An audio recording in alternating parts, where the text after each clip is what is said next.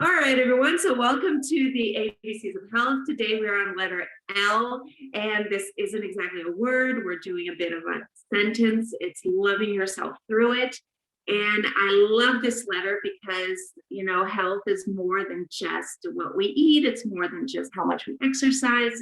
There's a lot more to it, and it all starts with us. So today, I have the great privilege of interviewing Danielle, and I met Danielle on Instagram, and I think it was because of curls. I'm not exactly sure. She popped up somewhere there, and through Danielle, I discovered the workout programs that I've been doing for it's been a little over a year, and I love it. And she's just a beautiful ray of sunshine. She's wonderful.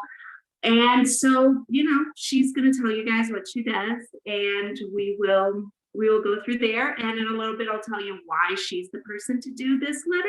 But let's start with what she does. All right, I'm moving to the floor because I just feel like I'll be more comfortable sitting here. Crisscross applesauce works better.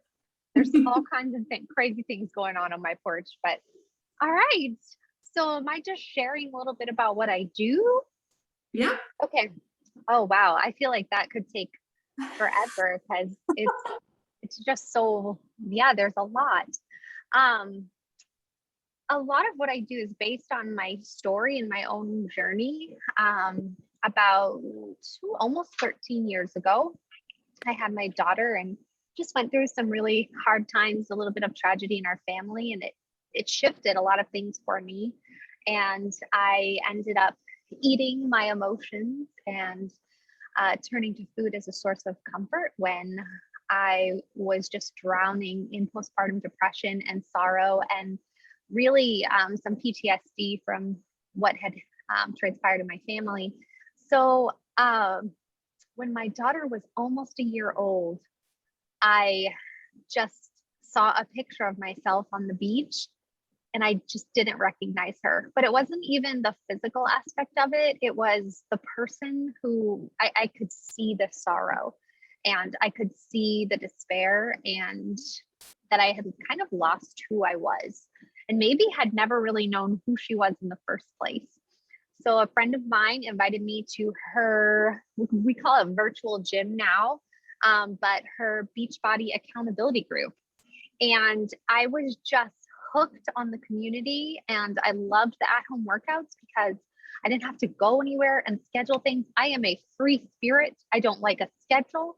I don't like to have to make it anywhere on time. So going to the gym was just added stress to my crazy life. So I just worked out with my babies when I could and made it fit and knew that each day I could do a little bit of something and take little steps to being a healthier me and figuring out what I wanted to be when I grew up. And it evolved from there as I realized I really believe God had gifted me in just cheering on other women and supporting them and loving them and being their biggest hype girl. So I started doing that as a coach and I've been doing it for 9 incredible years.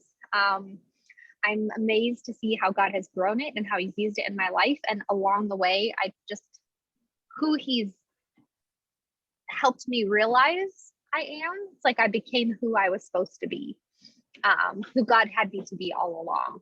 So there's kind of a short answer, really. As short as you can get, yeah, but it's a great story. Yeah, it's always good to hear. And that story is part of the reason why I asked you to take over this letter, because it's like you said, it's not just the physical aspect of saying, okay, I don't like what I see in the picture. It's who I am. I'm not happy with the person that I am right now. And so my first question to you would be, what do you think our perception of ourselves and how we feel about ourselves, how do you think that interferes with our health? I think that a lot of times here's something, okay? I know a lot of people jump into health and wellness and will say, well, you have to love who you are right where you are. And that's a part of the journey.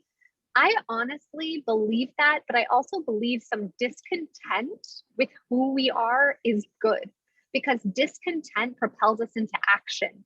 And if I had never looked at that picture and seen myself who I did not recognize, and honestly, I did not like the way I looked. I did not like the way I felt. And those feelings of discontent, maybe they were misplaced, and maybe I did not have self-love. I had a lot of self-loathing, but those feelings propelled me to action.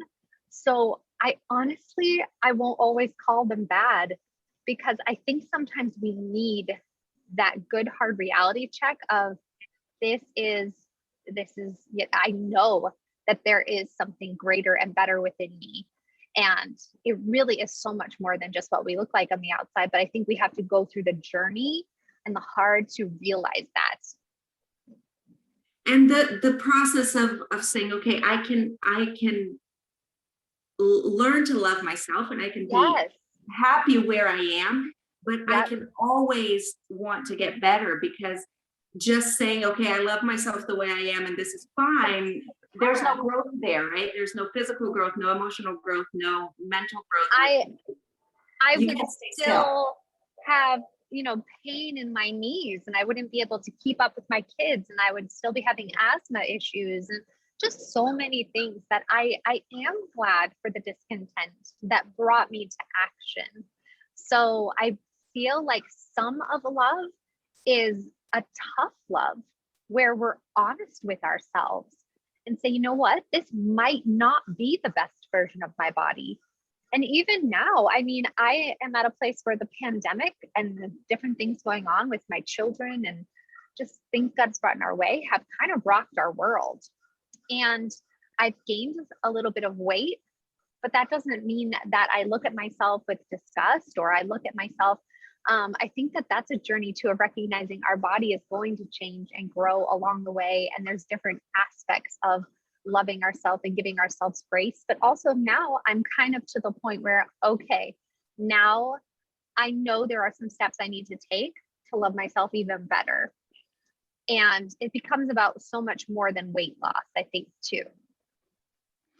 And what would you say is, in this process, in this journey of learning to love yourself, what took you beyond the weight? Because most people get into health for weight reasons, right? Like most of us start exercising or decide to eat right. Most of the time it's for a weight issue. And what took you beyond that? Because the thing is, nobody cares how much we weigh, right? The truth is, like, your friends never said, oh, she's my best friend because she weighs X amount of pounds. Like, nobody cares. So, but for health reasons, sometimes you need to drop some weight, or sometimes but how did you get to this acceptance beyond that? Because many people think, if only I lose X amount of pounds, I'll love myself. And then they lose the X amount of pounds, but they don't. So I think, I'll be honest, I think it was getting down to my lowest weight ever that made me truly take a hard look at myself and go, okay, you did it. Now what? Are you truly content with your body? And there were still so many hangups that I had to take a good hard look inside and realize, you know what, these serious restrictions I'm putting on my diet, is this truly living abundantly and loving myself well?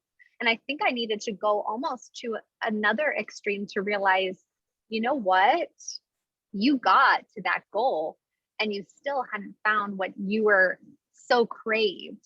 And yeah, you got the 6-pack abs, but did that truly bring you abundant life and joy?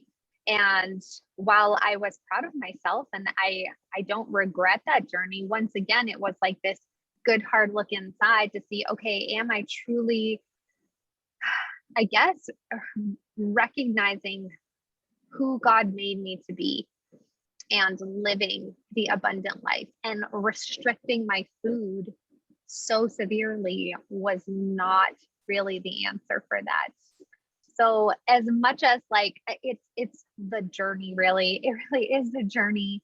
We're going to learn and love and hate all along the way. Like, it's just the truth of it. This whole like self-love, I am such a big proponent of loving ourselves, but I also think that it has to be based in truth.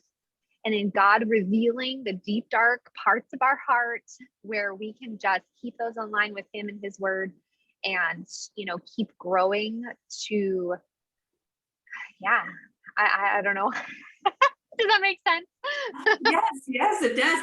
And you talk about, okay, so you finally reached like that super low weight, like that magical number you had in your head, and then it was about looking inside. So how do you feel that mental and emotional shift of saying, okay, because a lot of the talk about self-love, it's actually the love of the mirror, right? The love of the physical aspect, but that's not really self-love, right? That's the love of an image. That's the love of so, and again, it's a journey. Most of us have to go through the process of finding peace with that image that changes all the time, right? I mean, our bodies change. We're women, our bodies change. And so you went into the emotional, the spiritual, and the mental aspect of that. When that changed for you, when you found, okay, this is who I am, I love the person I am, not just the person that fits in this dress size. How did that change how you took care of your health on the outside? I think it gave me a little bit more freedom to still have guidelines, because I think that freedom doesn't mean you don't have to drive on the road, right? Like we still have these beautiful guidelines. And so for me, it's being honest about food that's going to make me feel good. Sure, I can eat anything. And honestly, I don't have any foods that are off limits in my mind. But I know now, I have learned now, I have experienced the consequences of foods that do not serve my body. So am I choosing to love my body truly and completely by fueling it well and enjoying the treats in the moderation that I know my body can handle well, and being honest about those things, and not just, oh, it's there, I'm going to eat it, but, oh, it's there, will I truly enjoy this? And really, really being honest. And I think that is such a journey. It takes time. It's something that we don't learn overnight. And that's hard, because I work with so many women who they want to arrive there. And it really is a matter of learning and growing and recognizing your body and being in tune with it. And I think too, something that's helped me just to keep going forward in the right direction is personal development, reading other people's stories, people who've overcome, people who have found peace with their bodies or are in the process. I think books like that can be so beneficial for us to help reckon that it is possible, and that we are not alone, and we can keep going,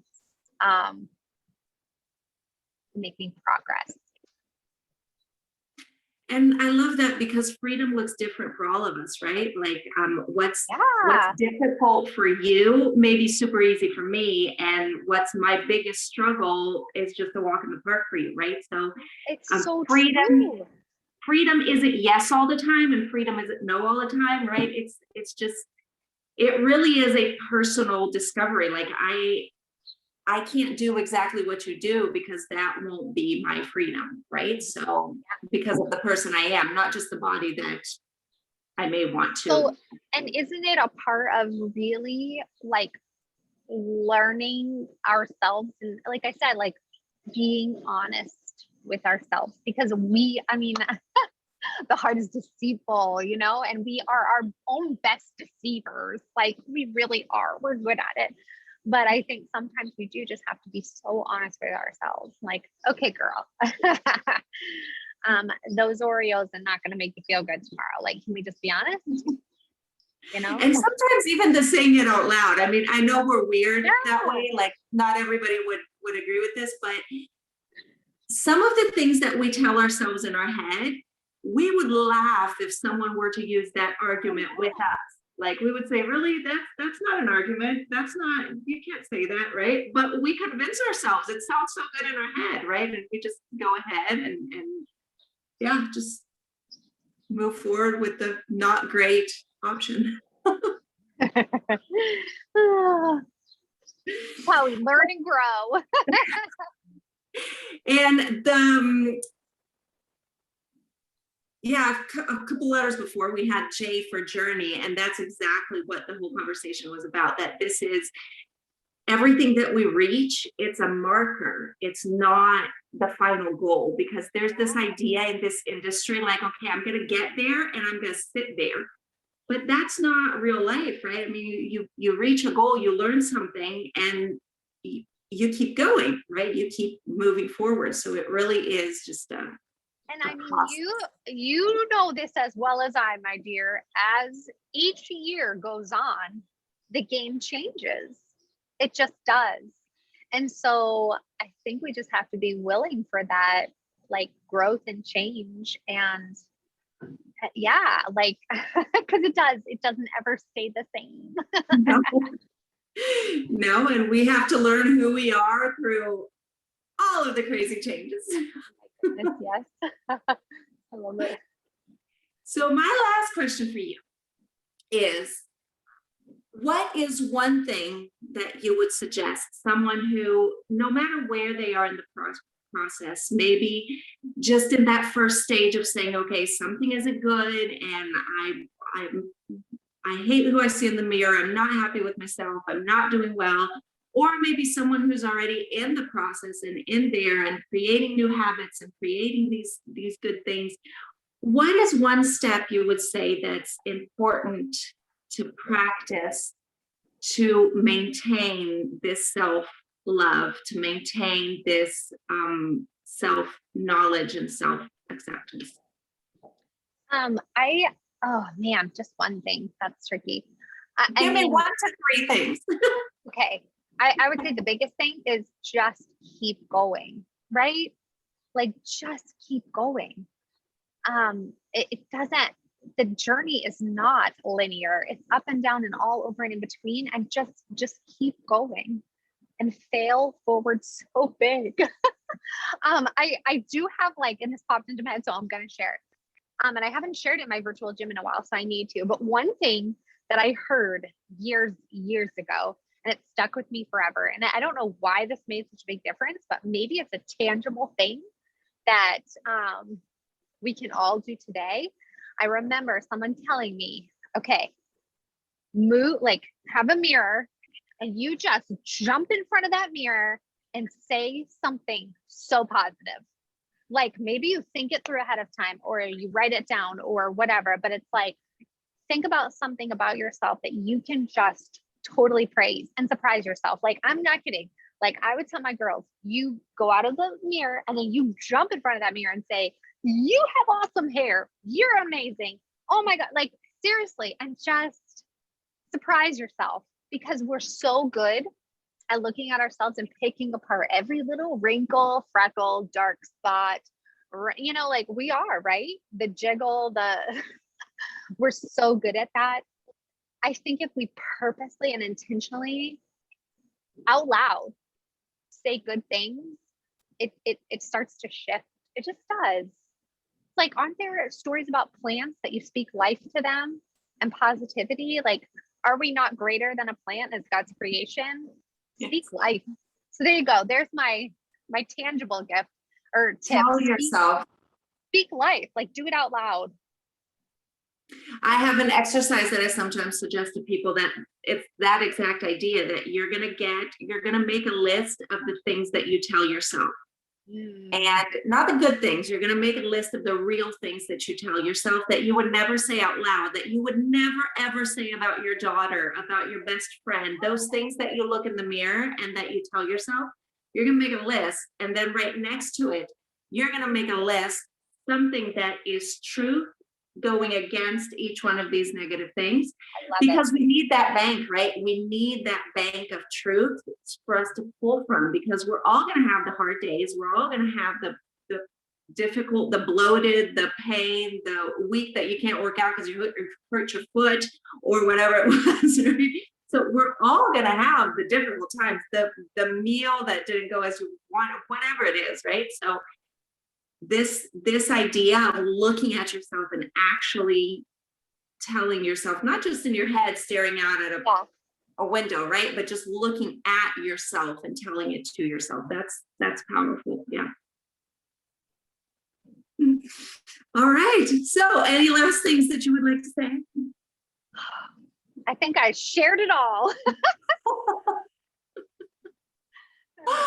All right. Well, thank you, thank you, thank you. And to everyone watching, Danielle's Instagram handle is going to be down here, and you follow her. And she's wonderful and beautiful. And it's just so wonderful to have you in my life and to have you as part of this journey. You're just it's beautiful to see how far you've come and how much you can pour into people. Because we can only pour from what we have, and to see your example of daily putting into yourself so that you can give to all the people that you impact, that's beautiful. So everyone go follow her, go listen, go watch, go see. And plus it's a lot of fun because she's hilarious. So I never claimed to be anything but a hot mess. So there you go. all right. So keep following along, and we're heading towards the last part of the alphabet. So stay tuned. All right.